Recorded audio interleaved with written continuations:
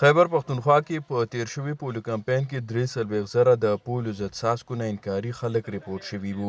چارواکي وایي زیاتره انکاري خلکو حکومت نه د خپلو غوښتنو منلو په صورت ماشومان د پولو په ضد نه دي واکسین کړي.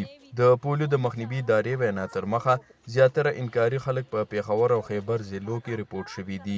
د صحت ماهرینو دغه یادې ضلعې د پولو وایرس لپاره تر ټولو خطرناکې هم بللي دي.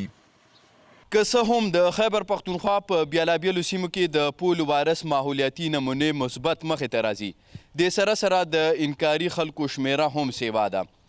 دغه انکاري خلک په کم بنیاد د پولو کترو څخه انکار کوي. د دوی نظر تاسو سره شریکو. د خیبر پښتونخوا د پولو د مخنیوي ادارې وینا تر مخه تیر شوي پولو کمپاین کې د انکاري خلکو ترڅنګ 118,000 ماشومان د پولو ضد څاڅکو څخه بچ پاتې شوي دي.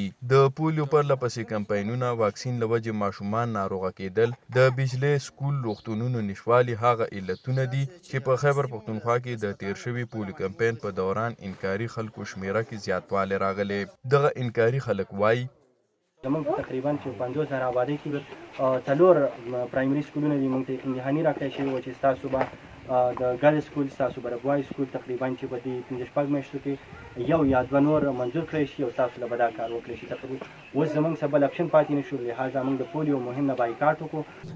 هغه لیبارټري دي وښیي چې دا په کم ځای کې ټیسټ کیږي او هغه ځای دی چې کم دی نو هغه لږ فری کي چې زه هم هلته ټیسټ کولی شم، هم د دوی دا وایل هلته یوسم او زما د وړاندې ټیسټ کي او ما ته په ماشین باندې وښیي چې دی کې فلاني څیز دی او دا په دومره مقدار سره دی چې ولې دا دومره زر دا هغه باندې ولې دومره زور کوي دي که نه چې دی 10 दिन کې دننه دوباره بیا رالو بیا دومره زیات هغه کوي چې یاره انسیسټ کوي چې یاره خامخا د ماشومانو له ورکړي چې مطلب چې سینه یې خراب وي او دا یخ دي دا څاڅکي چې دا ونه ورکړي که نه دغه سره هغه ریکشن که که نه نیو ښکار ده سینه خراب وي.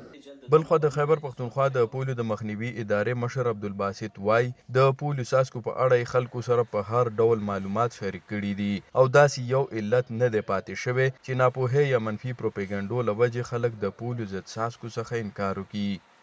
که د ډاکټر د طرف نه کلیریفیکیشن دی هغه ورکړی شوی دی، که د مفتي صاحب د طرف نه دی هغه ورکړی شوی دی، که د دې څه ماینر ایشوز دي هغه حل کړی شوي دي، که د ډي سي د راتګ یا د پولیس د راتګ که نوره څه مسله ده هغه حل کړی شوې ده. خو بعضې خلک داسې دي چې هغه د دې نه بارګیننګ چپ جوړ کړی دی او هغوی لګیا دي د سټیټ ریټ چیلنج کوي او دا ښه خبره نه ده. حکومت چې دی هغه به بیا هر قسم ګام پورته کوي چې دا ویکسینیشن مونږ کمپلیټ وکړو، د دې رنځ نه او د دې بدنامي نه تور نوم نه د دې نه خپل ځان خلاص کړو. د پولو د مخنیوي ادارې وینا تر مخه د جنوري پولو مهم په دوران خیبر پښتونخوا نه یو کم 40,000 انکاري خلک ریپورټ شوي وو، ولې وروستي پولو کمپاین کې دغه شمیره 43,000 ته رسیدلې ده.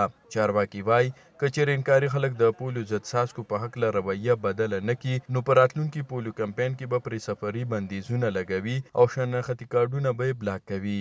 شاهین افریدي، وایس اف امریکا، ډیوا.